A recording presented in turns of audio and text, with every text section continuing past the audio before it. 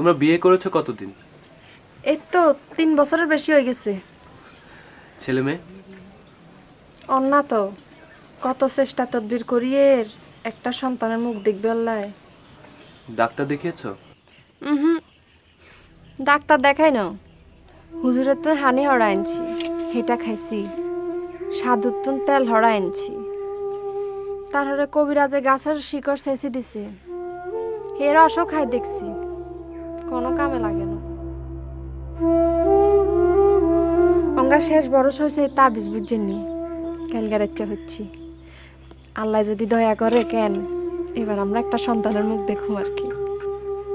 সন্তানের মুখ কি দেখতেই হবে? ওমা কি এখন আমনে? না, সন্তান নেওয়া অনেক কষ্টের না।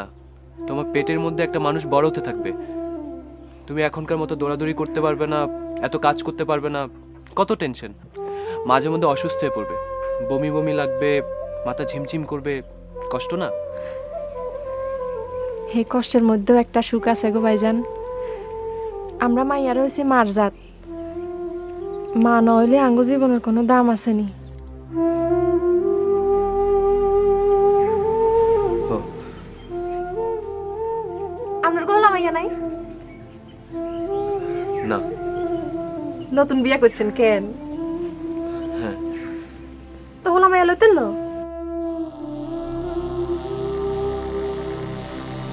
দেখি